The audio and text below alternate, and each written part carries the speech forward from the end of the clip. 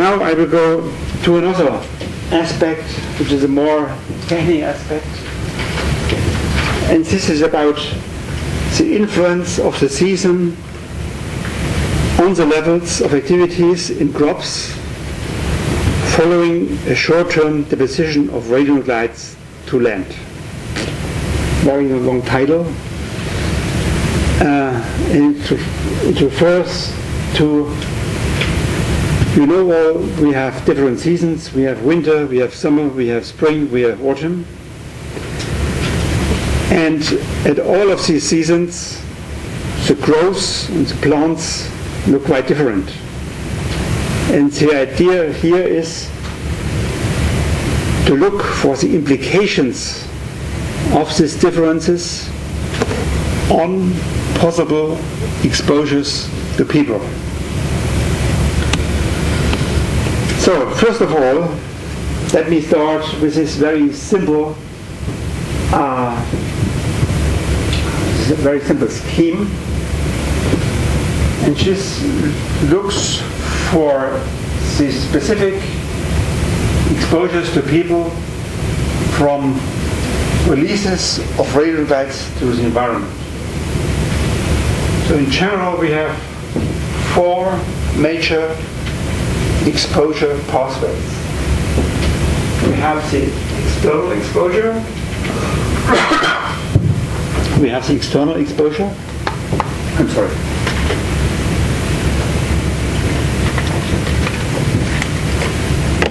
and for the external exposures we have 2 possibilities.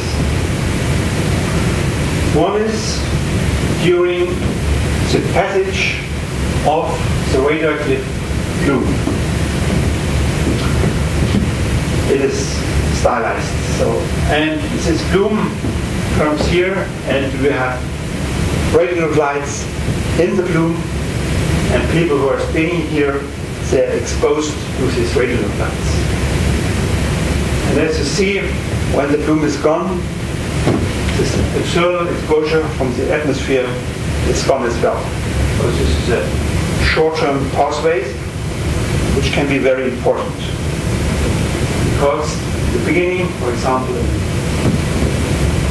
Fukushima, in the beginning you have, in particular, the release of volatile radionuclides. And volatile radionuclides are the noble gases. We have a number of radioactive noble gases, xenons and kryptons, etc. And we have iodine 1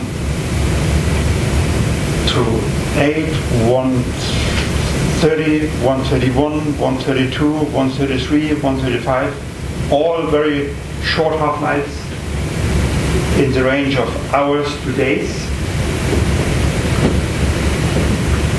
This is important here. And however, if a radioactive plume passes by, we have also a deposition of radionuclides on the ground. And as you know, this deposition, this contamination will stay, and depending on the half-life of these radionuclides, it can stay for a very long time. So this is a long-term exposure pathway. Again, when this plume passes, we have the inhalation, because people continue to breathe, and so they might be exposed through the inhaled radionuclides. And on the other side, in the long term, we have radionuclides deposited on the ground or on the leaves, and this may also cause a long-term pathway to people, to the exposure of people. Again, depending on the half-life. The half-life is a key factor, of course. When you remember, in the very beginning, there was a wide range of radionuclides. Most of them decayed away very quickly, within weeks. And the remaining is cesium-134, which has now also been more or less decayed. and the cesium 137 with a half-life of 30 days. Okay, let's then look on this graph. This is the contamination routes for plant products, both short-term and long-term. Short-term we have two. First of all, the direct deposition of radionuclides to a fruit or to an edible part of a plant. And secondly, the direct deposition on the leaves. The leaves, and then radionuclides may be distributed internally and go to the edible part. Cesium is very well distributed within the plant, as in potassium. Strontium is not. But this is another story. And number 3 and 4 is the deposition on soil and the subsequent uptake through the roots. And 4 is the resuspension of dust and a redeposition on fruits and on leaves. I mean, it is here, this short term is only relevant when you have plants outside at the time of the deposition. In winter, it's largely, or it's more or less not relevant, because we have only a few plants.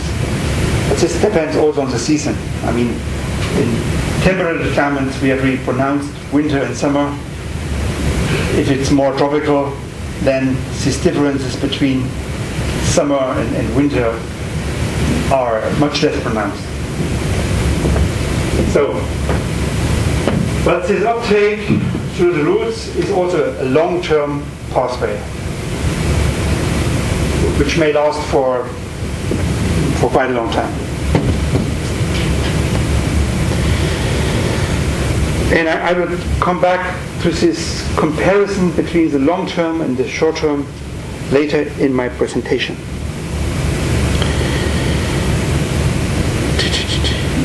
Okay.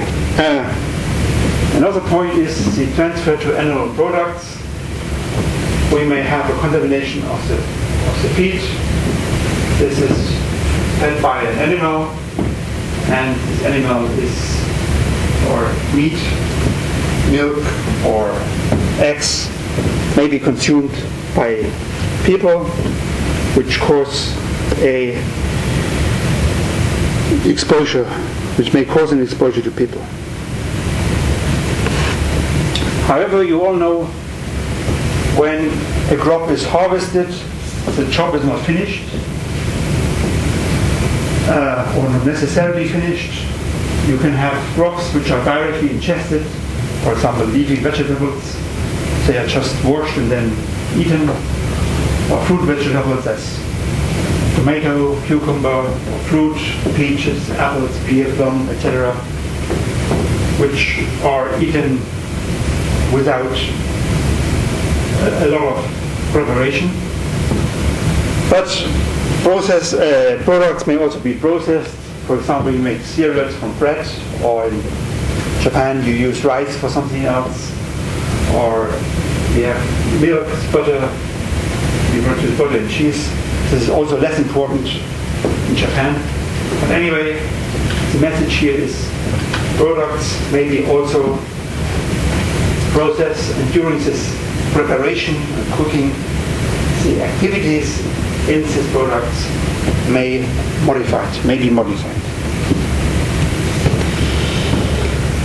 So with that, we have a scheme of a radiological model. We have here the radionuclides released to the environment. We have radioactivity air, rain, highly deposited on soil and on plants. This is a dashed line because if you have a bare soil, you have no deposition on plants, but you have always a deposition on the soil. This is fed to animals. Then we have external exposure from the ground, ingestion, external exposure from the cloud and inhalation. This is just another representation of the very first slide.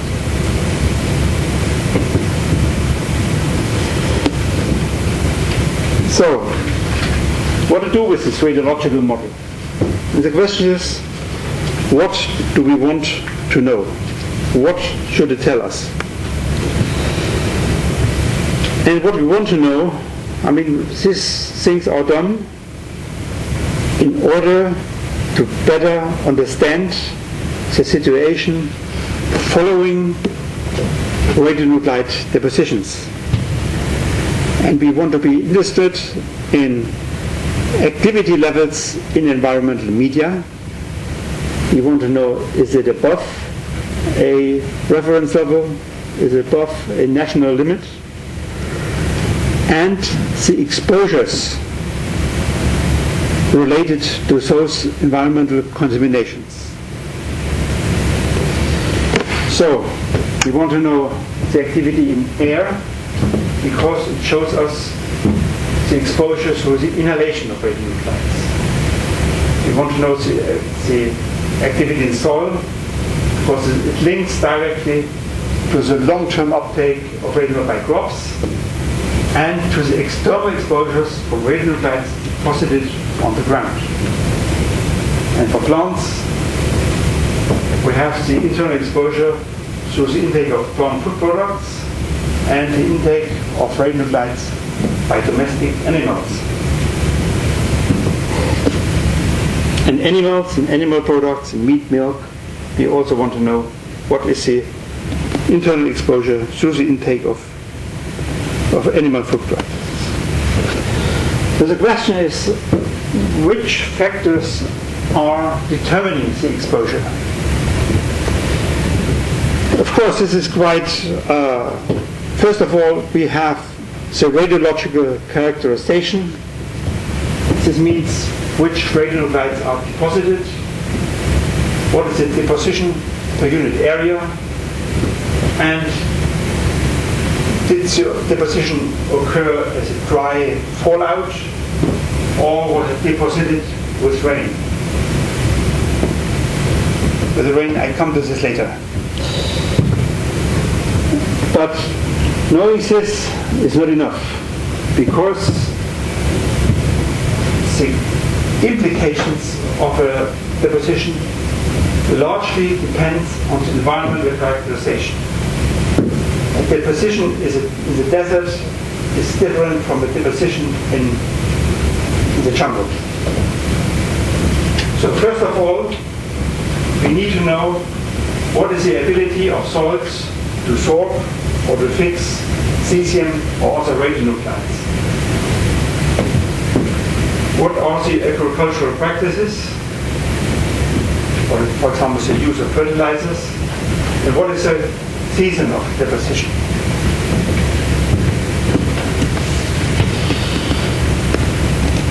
However, this is also only one part of the story. There are different aspects, and this is also the lifestyle and the economic situation. When there's a deposition in an area, the first question is, from the external exposures from the cloud, or the external exposure from activity deposited on the ground, is difficult to modify, or there are limitations. But people may use the food which they grow in the garden, on their field, for ingestion. So the question is, do the people produce their own food, or does the food come from elsewhere? They buy it in the supermarket, and the supermarket may be related to a larger national supply or even to a global supply. And so far, in this case, so the question is, where does the food come from? Does it come from the region, from the country, or from global suppliers? And also, the spectrum of food which is consumed? Is it from the aquatic environment, from freshwater environment, or from the marine environment? Or do people more rely on terrestrial food?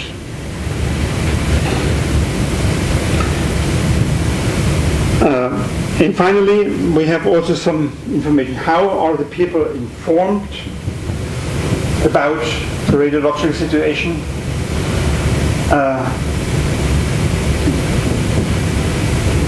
In following Fukushima, the monitoring of food was initiated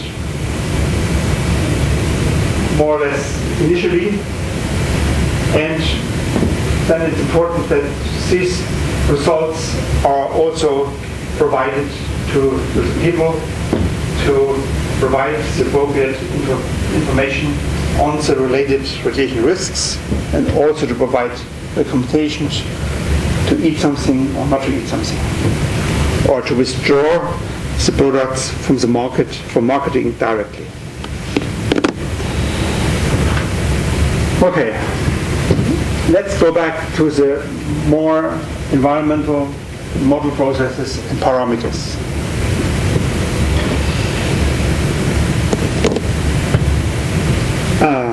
And let's look for the key processes which follow the direct deposition on the leaves, which is in the first year.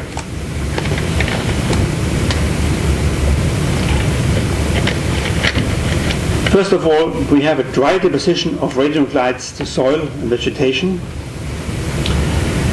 And there the question is, which part is deposited on the plant directly, and which part is deposited on the soil directly. And then this means which part is going to the soil, to the plant, or which going to the so it depends on the size of the plant. And the leaves or the foliage, this is so to say the interface between the atmosphere or the lower atmosphere and the plant. So it depends on the leaf area, which part of the leaves is exposed to the radioactive plume. As you know, we may also have both dry deposition but also wet deposition of radionuclides.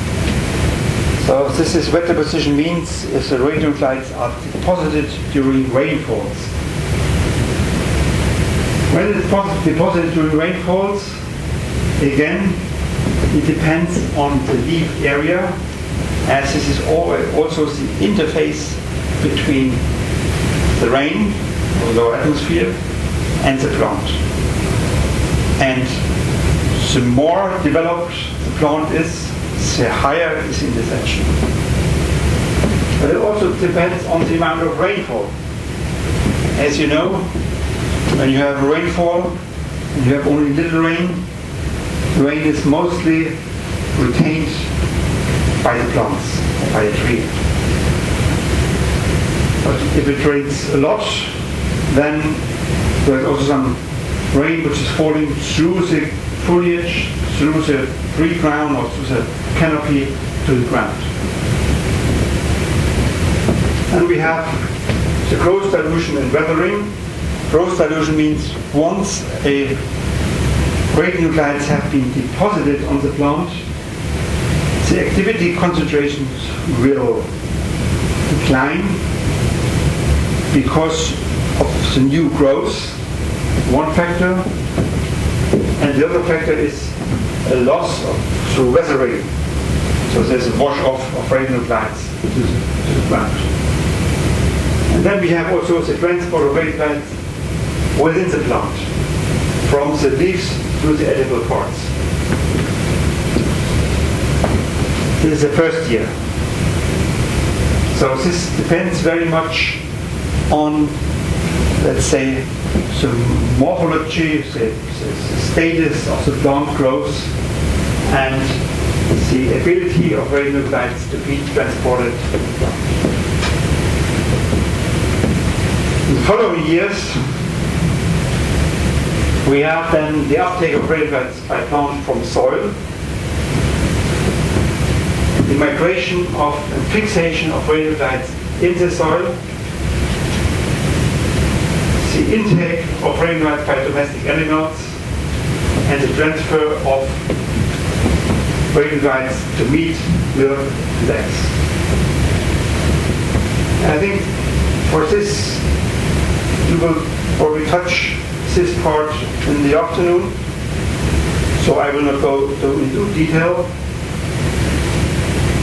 But this combination is very important for the long-term behavior and the long-term uptake of radionuclides from soil.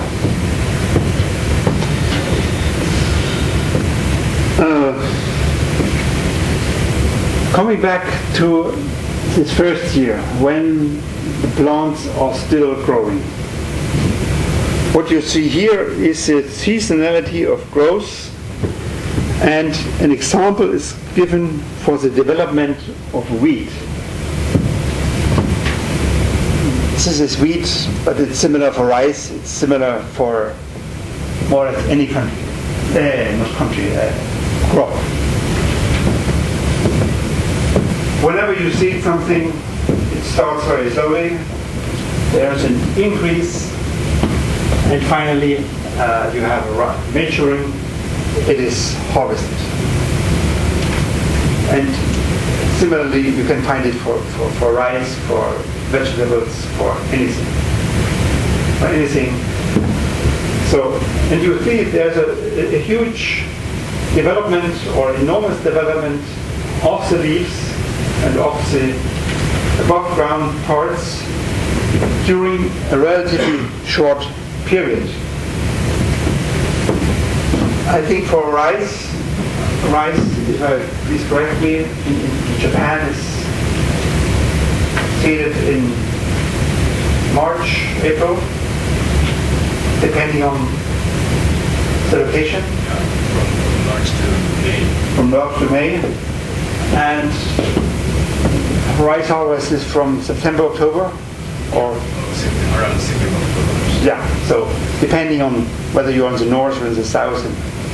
So this is subject to environmental, climatic conditions. And in some areas of the world, there are even 2 harvests per year. Some have even 3 harvests per year if you're closer to the tropics.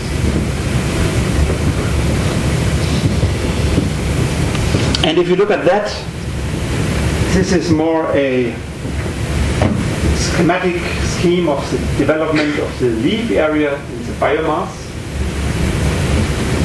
This is again for wheat, but the principle is the same for rice, for any other thing.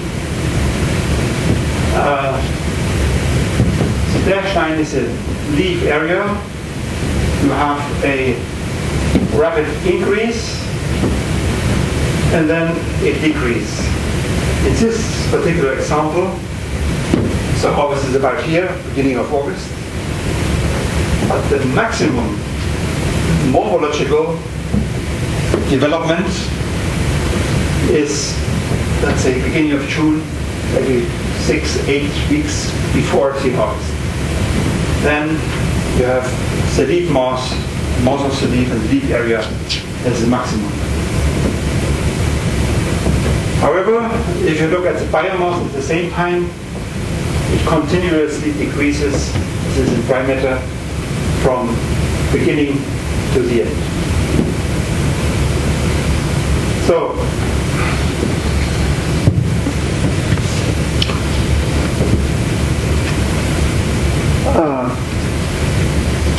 these curves, they have some implications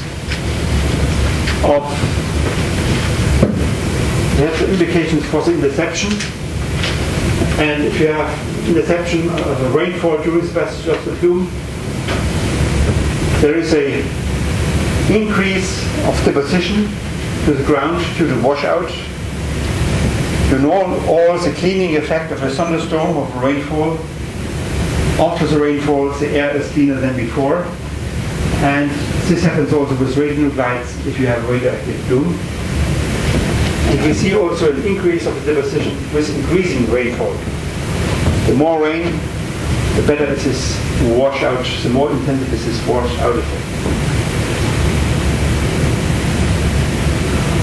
Okay, this is one story, the deposition. The other story, which fraction of activity is retained by the cross, which we call interception.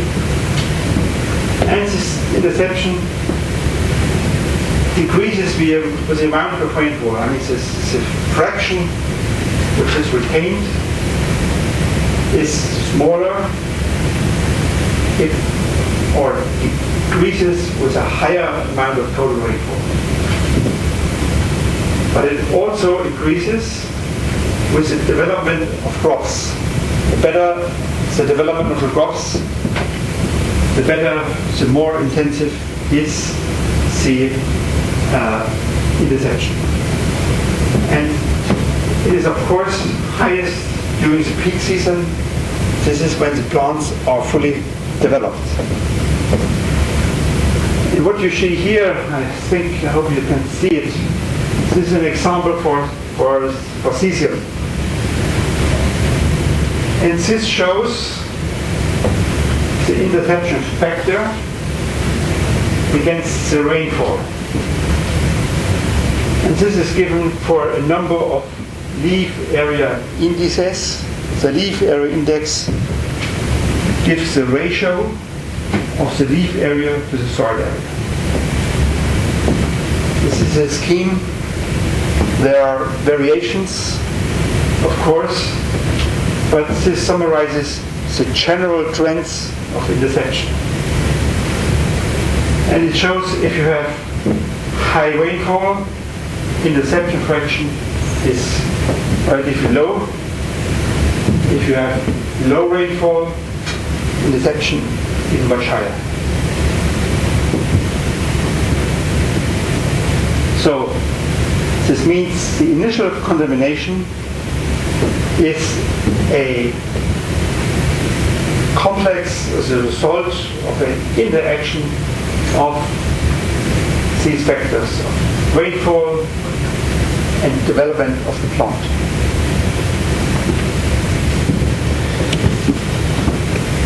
Okay, why do I tell you all this stuff?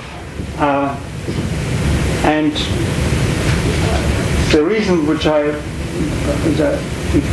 that I focus on that is that this contamination following the deposition of radionuclides on the plant may be very effective. And I will give you an example. Let's start with the root uptake. Let's write some assumptions. For example, the root uptake, let's assume we have deposition of 10,000 becquerel per square meter. We have a plowing depth of 25 centimeters, and the soil density should be 1,400 kilogram per cubic meter. And the transfer factors for the plant, as an example, should be 0.01 becquerel kilogram per becquerel kilogram soil. This is the value for cesium. As you hear in the afternoon, this is subject to variations. But anyway, from this assumptions, the activity in the soil is about 29 or 30 becquerel per kilogram. Together with this transfer factor, the activity in plant is a soil concentration, and the transfer factor is 0.29 becquerel per kilogram, 0.30. It's below 1 becquerel per kilogram. Very low. So, I mean, these two digits don't say very much, but it's below 1 becquerel. Now let's come to the next step. I hope we have maybe foliar uptake by cereals,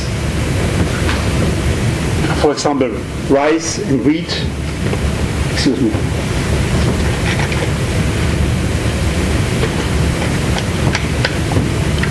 And Again, we have a deposition of 1,000 becquerel per square meter. And the deposition date for this particular example should be 4 to 8 weeks before harvest. This is this time when uptake of radionuclide is most effective because the large plants are fully developed. The interception, which gives the fraction of activity deposited, which is retained by the plant. For, let's say, for dry deposition, it's close to 1. Not nearly 1, but it's close to. And for wet deposition, it depends on the rainfall. And for rainfall of 10 millimeters, then you have about an interception fraction of 0.1. This means 10% of this activity is retained by the plant. This is, if we look at this graph before,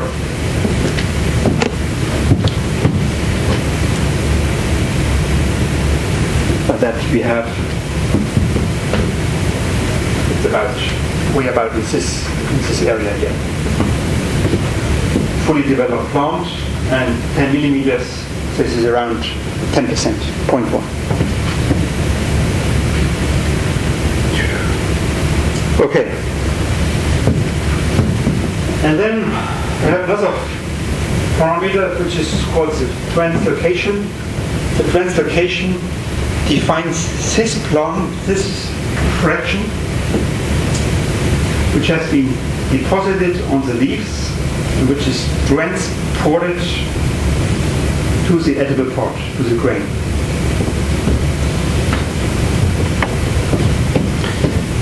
I go back a moment. This is this process. Deposition on the leaves, transport to the edible part, and for cesium in the peak season is about 10%.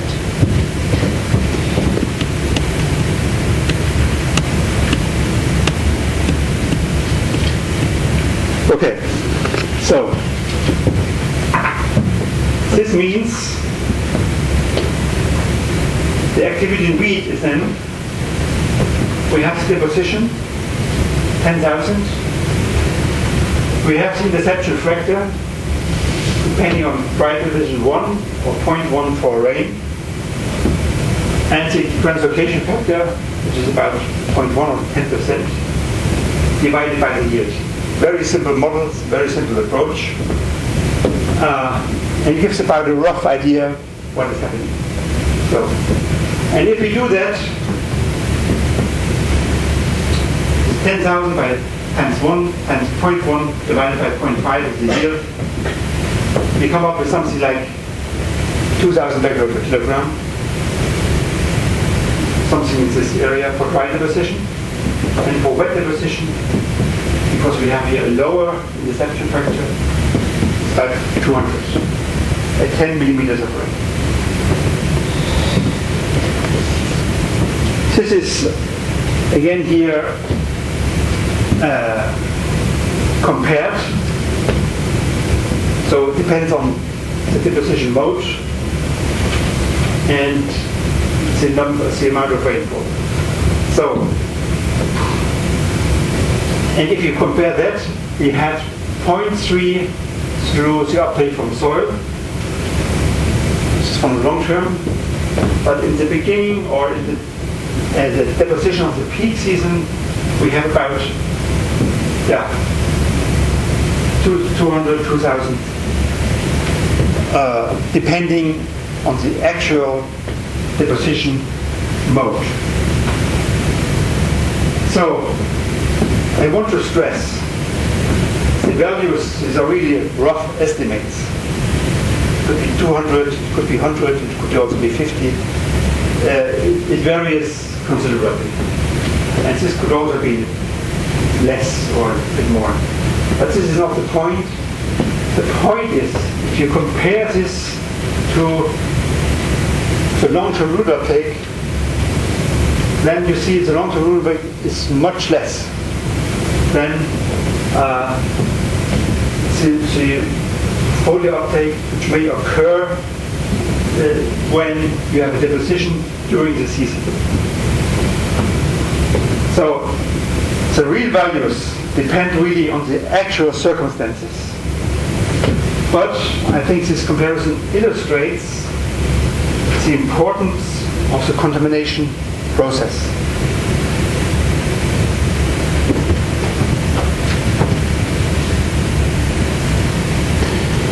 This is a similar example.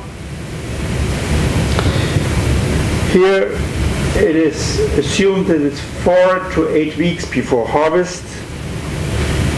Here it is assumed that it's at different times of year in steps of 14 days, 15 May, 1st of June, 15th of June. This is for potatoes, this is for winter wheat. This is a German example or a Middle European example. But it doesn't matter because the underlying processes are the same, but the things may be shifted backwards and forwards. And here it is the same idea, and you see here the peak is here beginning of July. If the deposition is earlier, then it's less, and it is in this case for the fixings May, there's only rule update, it's very low. So the message of this figure is that the actual contamination of crops following direct deposition on the plant largely depends on the status of the vegetation.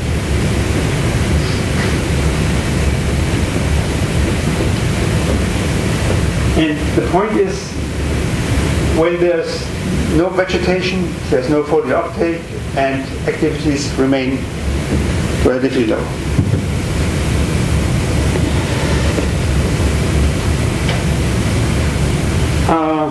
This is another effect of seasonality of cesium in milk following the Chernobyl accident. This is from Onskier. This is a figure saying Onskier, but the work of these measurements have been done in Germany after the Chernobyl accident, and I was also involved in this. So, but I think this is a very nice curve. What we see here, we have the 30th April 1986. This was when the radioactive plume arrived. Hang on. Okay, these are measurements of milk in one particular farm following the Chernobyl accident, and each dot is a measurement of activity of cesium in milk. So it was done for more than 2 years. And what you see here is an initial and a sharp increase of activity in the milk, and then declining rapidly from, it goes here from some 100 becquerel per kilogram. It goes down within half a year to a few becquerel per kilogram. 2, 3, 4, 5 to 10. However, what you can see here is following after half a year, and this half a year is 30 April, this is about October, end of October. See, activity in milk starts to rise again. It increases again. And why is this the case?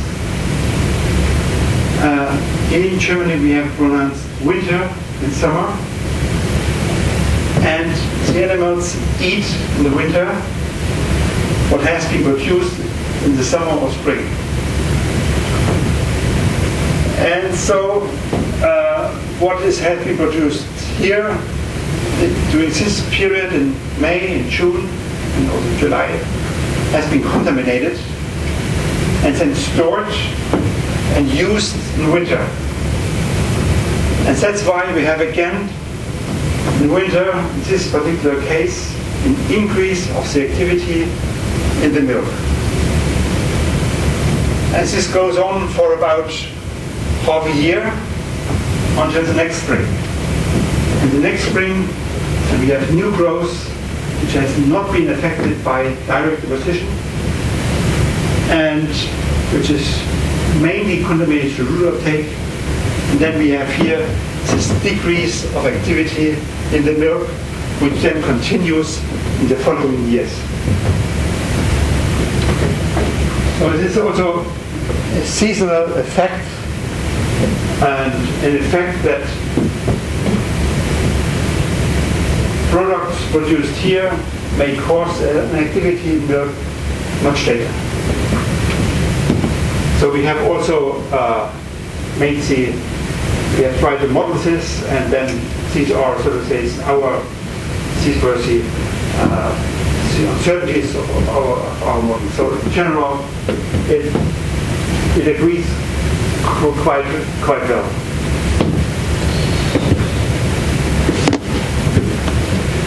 Okay, and this is something similar, more stylized. We have here, this is something in May, again, model curve, increase, decrease, increase, long-term decrease. Okay. Yeah, another point which comes is once activity, the activity in crops is one story. The next part of the story, what do the people eat and where does the food come from? I mean, after the German accident, the contamination of food could be well measured also in Western Europe. But the question is, what do people eat and how is it reflected in the dose? And what we did, and what was done in Germany, we looked at all the a number of collectives of people where the cesium contents were measured in whole body counts on a regular basis. This was done to know whether the food is really eaten, and when is it eaten, where does it come from, and to compare this against model results.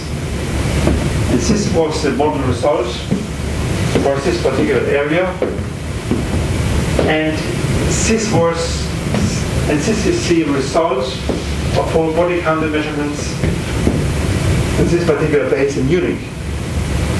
And what you see here is, and this is a month, after 1 year, after 2 years, and so on. And we have seen before, for example here, the activity, at least the milk, was highest in the very beginning, and then it decreased and increased again. So there was a delay of maybe half a year.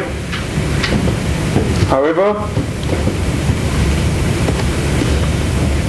we see that this maximum is further delayed because there's storage of food is eaten later, and not in these amounts as was predicted.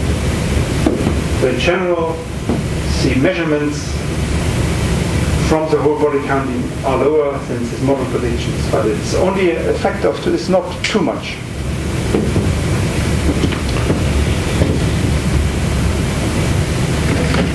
Okay, let's come to the summary.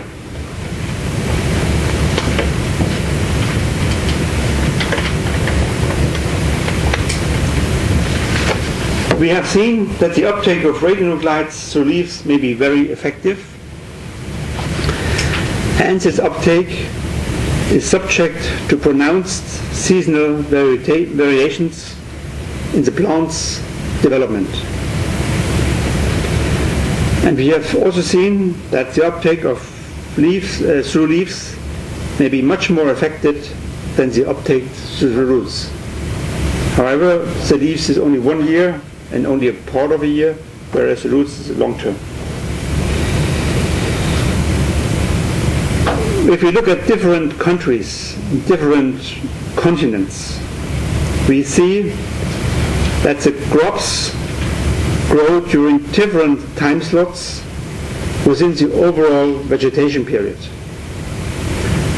I mean, the vegetation period maybe in Japan is from March to November, but not all crops grow in this period. They grow maybe rice from April to September, and outside that there's bare soil. So, and that's why the activity levels in different products may vary substantially, because the crops may be affected at very different stages of their development. And this has to be taken into account. And therefore, the radiological evaluation of radionuclide depositions occurring during the vegetation period requires very careful analysis. And first of all, the careful characterization of the environmental conditions of the affected areas is necessary. One has to know about the growing periods of the crops cultivated in the area and the use of the crops as feed or as foodstuffs. This may make a big difference. And also about the agricultural practices in animal husbandry and also in farming. So what does it mean? We have seen, or let's look at activity levels.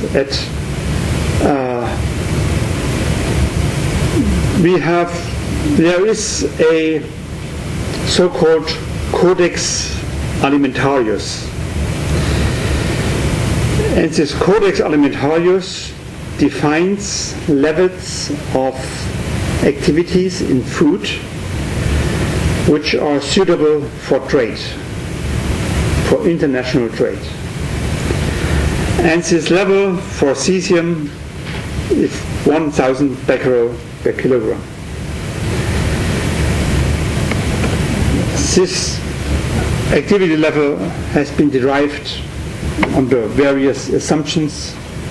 One of these assumptions is how much of food with this activity levels is eaten by people.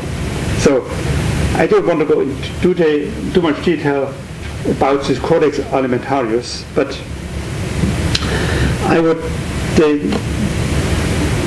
it's an international agreement that food with levels above 1,000 becquerel per kilogram should not be traded. Okay, let's have this in mind. We see also if we have a deposition of 10,000 becquerel per square meter cesium during the peak season,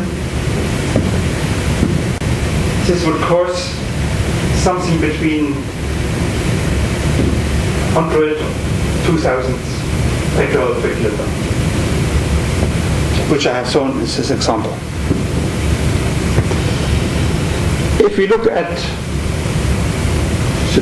the total cesium-137 deposition in Europe after Chernobyl, this is a map giving these deposition levels. Then this goes from 2, 10, 40, 1400 kilobecquerel per kilogram. And we are talking about this 10. And if you look at Europe, this was a deposition which was not untypical for many areas. I mean, in many areas of Europe, also Western Europe, you could find such levels. However, Chernobyl happened in April, this was just on the beginning of the season, and so far the implications for the food productions remained limited. Similar map for season 127 in Fukushima. This is this dot. You see 10,000 has been found in quite a number of places. Again, Fukushima happened in March, 11th of March was the end of the winter, and therefore the implications for the year remained limited. So the conclusion of that is that the Chernobyl and the Fukushima accident occurred early in the year during the transition of winter to spring. And this means that only a few crops were affected by direct deposition of radionuclides on the leaves. And the implications for agriculture and trade remained relatively little. Large-scale depositions during the peak growing season could have much larger radiological implications. Activity levels in crop would be larger. Areas potentially affected by restriction would be larger if the same criteria are applied. And implications may need to be explored to elaborate solid grounds for contingency planning, for getting prepared for such cases.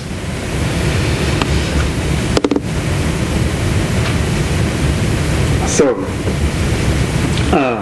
as I said, Chernobyl Fukushima accident occurred early in the year, and therefore only few crops were affected by direct deposition, and the radiocesium was taken up by the crops in most cases through roots only. And the cesium levels in food and feed remained relatively low, even in the years 1986 and 2011. And furthermore, in particular, after Fukushima, intensive food monitoring was implemented, was carried out, and food with above the limits was immediately taken from the market. But nevertheless, the long-term implications for agriculture and trade remained little. Okay.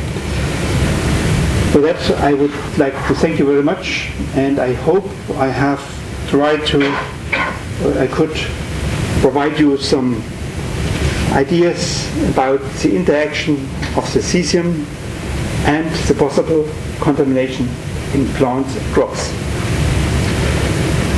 Thank you so far. I'm happy to answer any question.